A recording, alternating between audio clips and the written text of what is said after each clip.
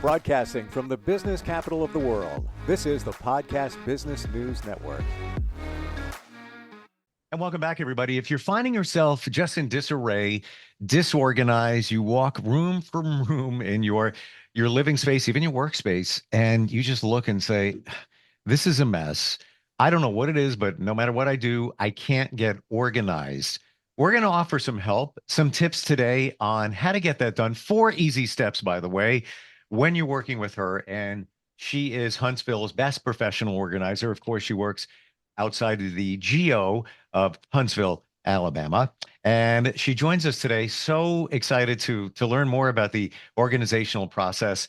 Richele Caragianis is on the program. How are you doing today?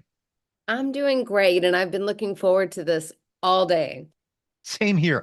I I like to think I'm fairly organized, but I'm always learning like little tips, little things to do just to make life easier, make life flow. And I had a friend of mine who's very intuitive, and this is what set me on that path. And I love your feedback on this.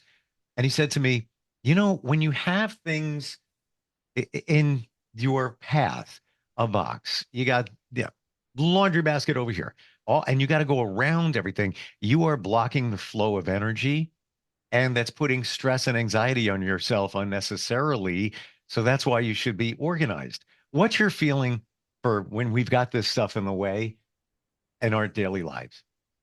Well, that resonates with me because I think a cluttered home, a cluttered environment, a cluttered car, keeps the brain cluttered.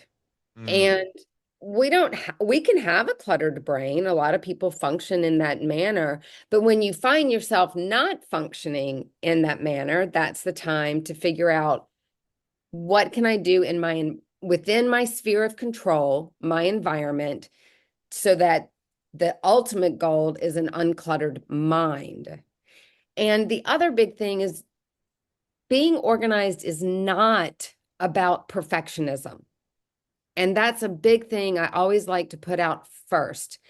Ultra organized people are not necessarily perfect people. And the same is true, I guess. Disorganized people are not silly people. I appreciate you sharing that because I lived my life as a perfectionist for quite some time. Even in that room over there, I'm in an office building. Uh, that's my office, obviously, studio here. But there's a newspaper clipping from when I was 17 on the wall where I used to draw cartoons, but wanted to be a syndicated cartoonist as well. And the library did, a display. So the paper did a article on that. And actually, there's a quote from me that says, I'm a perfectionist. So I wrote that out for many years until I realized nothing's perfect. Nobody is. But the organizational thing, I kind of paired the two together, just like you're saying, where I would say, yeah, it's got to be perfect. So, that draw needs to be perfect. I'm not like that anymore, but I know where things are. Like if you ask me for something, yeah, I got it right over there. I just find it's better for me. Less stress. Don't have to worry about it. But everybody's got their own reason. Well, the last thing on that I'll say is my favorite quote on organizing comes from Albert Einstein. And he says, people who need to be organized are just too lazy to look for their shit. Let me process that. With my profanity, I apologize. All good. All good. Wow. Interesting. So that's the flip side to it. So we can take it lightly, is the point. We can take this lightly. It doesn't have to be an overwhelming, overbearing, completely freak me out experience. So, here's my 4 steps. All Sure. right. And they're not just mine, and I've tweaked them for me, but many organizers come from this exact same place, and that makes them a good organizer.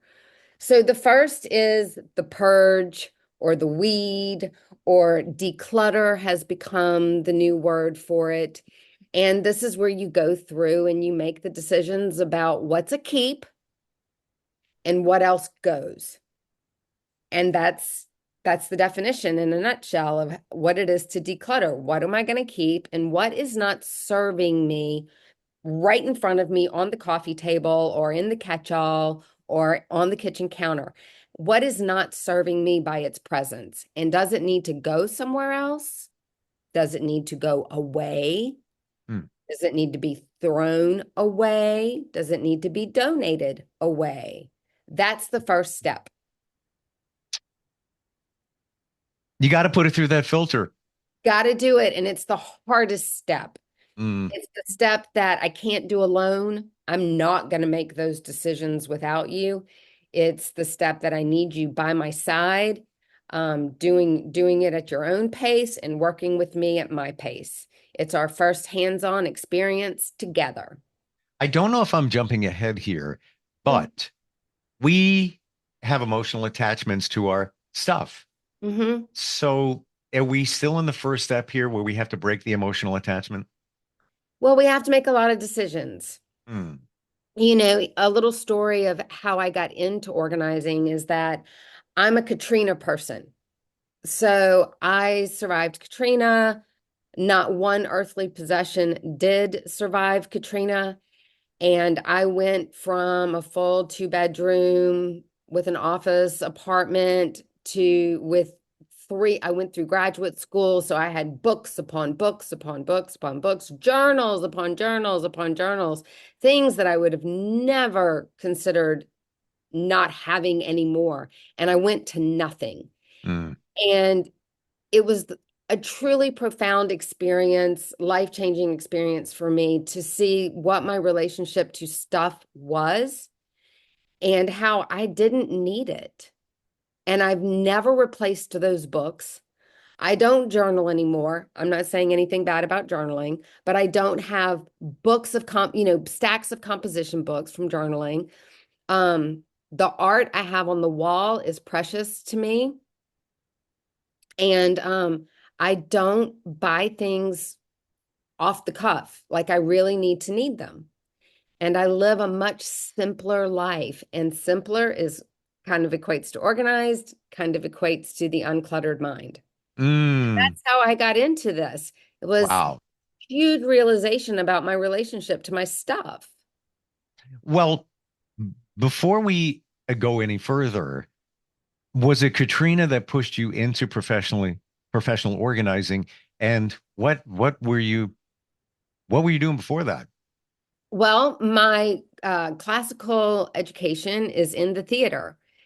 And I didn't realize how much I was learning about the organized mind while I was going through my classical training.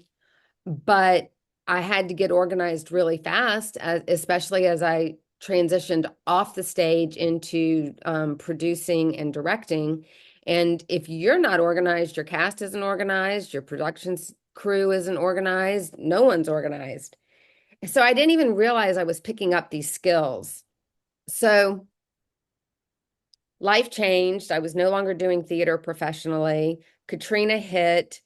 I went through this experience with my stuff, and then I became a stay-at-home mom. That's a whole other level of Mm. I shouldn't say a whole other level. It's just a different the purpose, the motivation is different to be organized. You're not just organizing your brain, you're organizing other people's brains. So that happened. And then it became time to go back to work. And I realized I really get this whole organizing thing. I get what I'm learning from professionals and I get it intuitively.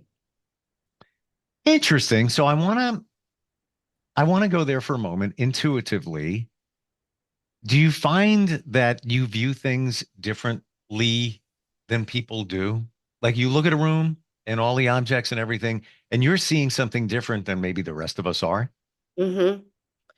I'll tell you, the biggest part of my job, and I think it's the part of my job that I do well, is personality management.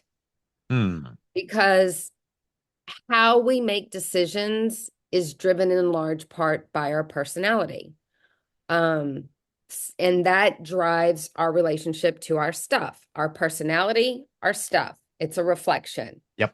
Pictures you hang on the walls, the decorative items you put on the table, all the way down to the sentimental items we choose to hang on to. Baby's first painting, Um, what is another sentimental? Trophies, the kids' trophies. These are all things that you're going to have to make a decision about whether to keep, whether to dispose, whether to donate. And it's tough. And Mm. depending on the personality, it can be harder, it can be easier, it can be a struggle. And that's what I'm there for, hopefully. So I reserved sharing something with you because sometimes when I say it, I get a weird look. But when I said before how when boxes are in front of you, it can block the flow of energy. Sure. That came from somebody who is very intuitive. That's their career. That's what they do. Um, and then now we went a couple of layers deeper on the organization side. I've heard that the reason most of us are disorganized is because of our past. So it could be traumas in our past that, is in our subconscious. And when I say traumas, I don't necessarily mean something major. It could be just you got bullied, whatever it might be. But that is causing you to be somewhat disorganized. What are your thoughts on that? I think not being a therapist, um, it's it's not just whether or not you're organized, it's whether or not you like a lot of color. It's like whether or not you like background noise. Are you someone who needs to have the TV on all the time? I mean, all who we marry, how we raise our children, all of this is influenced by past experiences. I don't think organizing or being a cluttered person is any different. My mother had more stuff than you can imagine. And I think I had a reaction against that. Hmm. She was a stuffed person. She didn't have one picture on the table. She had 20 pictures framed beautifully on the table. What picture could you choose to look at? That was my thing. Like, Wow. you got me confused from the Point. beginning. Yeah. Uh, so yeah, I agree. 100%. Like every experience we walk through will, especially to jump to another deeper point, is if there's grief involved, if there's lost marriages, if there's death in the family, loss of parents, loss of a child. A lot of times the hanging on to stuff comes about through loss and grief. And then, Hmm. unfortunately, what unfolds, the disorganization occurs, which is the behavioral response. And then the emotional response to that is shame. And I find that the one thing I have to be most sensitive to in my chosen profession is the amount of shame people walk around with if they have a messy house, a disorganized house, Hmm. a house that just you haven't touched, you haven't picked up in days or weeks. And there's a lot of shame. Letting me into your home is a huge privilege Hmm. to share that with me. Yeah, it's very personal. So personal. Wow. Um, It's I- actually why I created a fifth step. I know we haven't gone through my four, but my fifth step is the sentimentals. And I leave them for the last. If a sentimental piece comes up, I say, put it in that pile over there.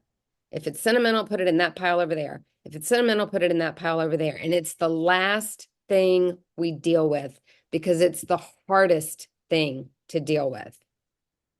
so not even close to the Katrina level, but I do understand the down scaling of all of this. I moved two Mhm. years ago, downsized, bigger house, smaller situation, and it's very liberating when you purge and get rid of stuff. I again, I consider myself fairly organized, but I got rid of so much stuff, and you realize that I don't need this stuff. I didn't. It's good. Toss it out. Yeah, I held on to a few things, and then I realized paying storage for it, big money, and it came to a point where it was like, that's going. And I actually held on to things that I thought I was going to put in the next house. Um, I was going to recreate what I had done, But then I realized that was that life. This is this life.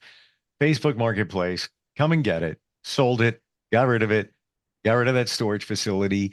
There is something that to be said about when you downsize and you realize, and I know it's not easy, that you don't need all that stuff. And it kind of feels good to Oh, purge.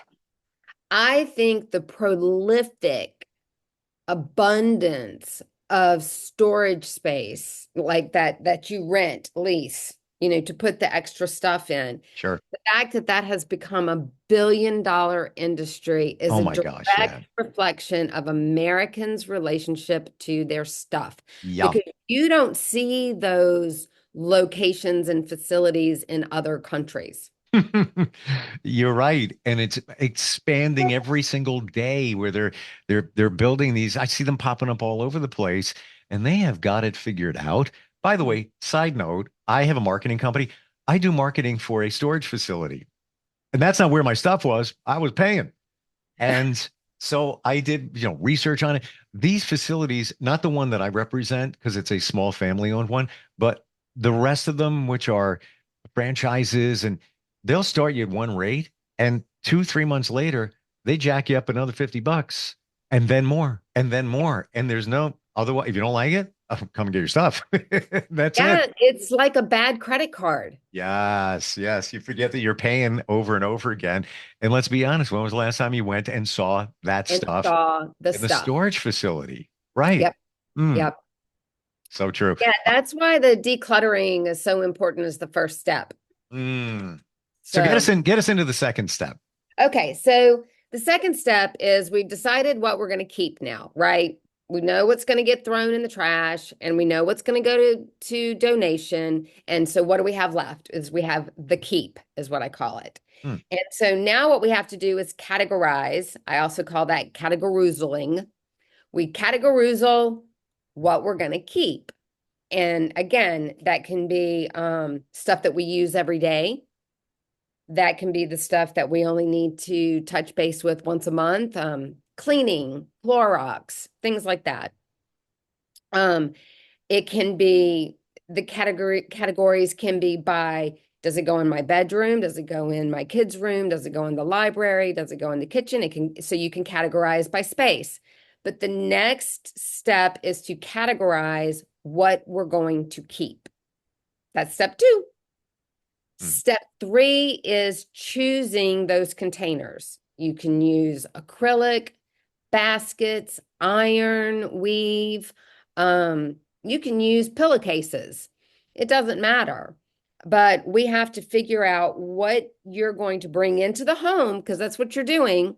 What are you going to bring into the home to put these categories into? So, for instance, under my kitchen cabinet, I have white, durable plastic containers because I'm putting cleaning fluids in them. And so if for any reason there's a spill or anything like that, I don't want to go in all over the place. So it's a bit more durable of a container. In the garage, it's more like bins, like big husky bins that close up. And if for any reason you were to drop them or they were to tip over, they wouldn't break and they wouldn't lose their form and everything in it would be safe. But that's the garage. So choosing your containers can be a very, very important step. But I will say this, it's the one that most people, once they realize that this is actually the step that you're going to have to spend some money beyond me, a lot of people will be like, oh no, I'll just go get boxes from the grocery store, boxes they're not using. And that's fine. Free boxes, free boxes, free boxes. The problem is there's very little uniformity and it can be kind of a step backwards because when you look at it, it looks disorganized because there's not a unified, choice of container. But whatever the client wants, the client gets. And then finally is the installation. We decide what kind of containers are going where. We put the stuff in it and we push it back until we need it. Mm. And let me just say, I know I'll come full circle back around to the 5th step, which is those sentimentals. And where we put sentimentals, what room, what kind of container. Do we keep any out? Like we choose one hand painting from our child when they were 7, and we decide to frame that and put that up on the wall. And then all the other artwork can go in a climate controlled bin in the garage, accessible, just in case you want to go look through them. Question on that point, and it's so funny. We had plans of talking about picking one room and attacking one room at a time. We're never going to get to that, but that's all good because we went deeper and for good reason. The sentimentals. Mm-hmm. How do you decide which ones not to keep? For example, we talk about, and I had the visual you gave, the handprint. I totally got it. I got it. Literally, I have it Good. in a bin. There's a lot. How do you decide what to get rid of? We're in a different situation, different territory right now. Yeah, and it's the most intense. It's even more intense than the first step because number one, that's the last thing I will ever be held responsible for is accidentally disposing of a sentimental piece. I have a client right now who has 5 china sets, 5 different china sets. 3 of them, though, are heirloom sets. They came down either through her husband's family or they came down through her family. And sometimes it's the set they choose to use if they entertain, but they also have their set. They have their everyday set and they have their formal set from when they got married. But those are sentimental items to them. So the suggestion that I made was, why don't we pick out like some of the larger platters or the salt and pepper shakers, the interesting stuff, not the plates and the bowls, but the interesting stuff. That we'll put out as decorative on a bookshelf or in if you've got a china cabinet in your dining room. And then what we'll do is we'll wrap everything else up in an appropriate and tidy and safe manner, put it in the attic, put it in the basement, put it in the garage, but make it so that if you decide, I want the heirloom set number 3 for this party, you know where it is, it's labeled, and you have access to it. And that's an example of how to handle, pick one out, pick 2 out, and then the confidence that comes with, I know where it is, I know it's safe, and I know I can get to it, I think alleviates the stress of making the decision. I totally agree. That was a really long answer. I'm so sorry. No, but it's a very important one because you don't have those items ever again. I remember cleaning out my mom's garage, maybe, I don't know, 10 years ago. And I was just, not even, it's 5 years ago. And I threw stuff out for my child. There's a teddy bear, pow, in the dumpster and other things. And you know what? I mean, it was all beat up. But now I look back and I'm like, you should have saved it because you can show it to your kids and all of that. So that's a tough one. Very careful. It's why I leave it to the last. For sure. Yeah. We are out of time. No. So, yes, we have more steps to get to next time we get together. Okay. I know that you service Huntsville, Birmingham, Athens, areas surrounding there. Can you do this virtually? Let's say this resonates with somebody. Can they connect and can let's say they walk you through a room and then you walk them through the process? I think so. As a matter of fact, I think I virtually work myself out of a lot of business because I really want people to make their own decisions. I really want them to come up with their own system, and I really want it to be a system that works for them. And yeah, we can do that, FaceTime, walk around the house with the computer, show me each room, show me what's going on. Sure. And then I can have a conversation with them just like you and I are having. Absolutely. And when we talk about systems, excuse me, I see it in 2 different ways where there's a system for how to get rid of it or keep it, but there's also a system after you've made the decision where it goes and how it's going to integrate into your life. We didn't get to what we wanted to today, so we will next time. Next time. I love the way that you run deeper. It's not just, here's how to declutter. There's more going on up here. And this is why we have those attachments. This is why we're cluttered in the first place. Richele, what's the best way to connect with you? Well, I'm at Richele at blossomwoodorganizing.com. I have a New Orleans area code, but ignore it. The number is 504-432-2271. And I'm Richele Caragianis. Awesome. And you're amazing. And now I see you still have your phone number from the Katrina days. I do. Wow. It'll be really hard for me to let go of that number. I gotcha. Gotcha.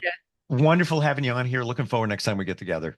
Yes, sir. Me too. Thanks. And hey, this is my tag. Let's get it done. Help me with that.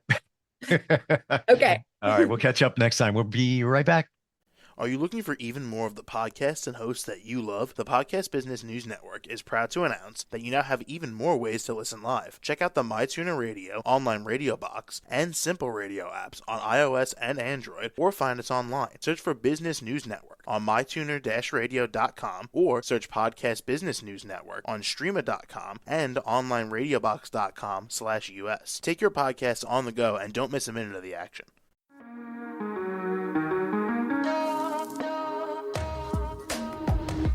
Broadcasting from the business capital of the world, this is the Podcast Business News Network.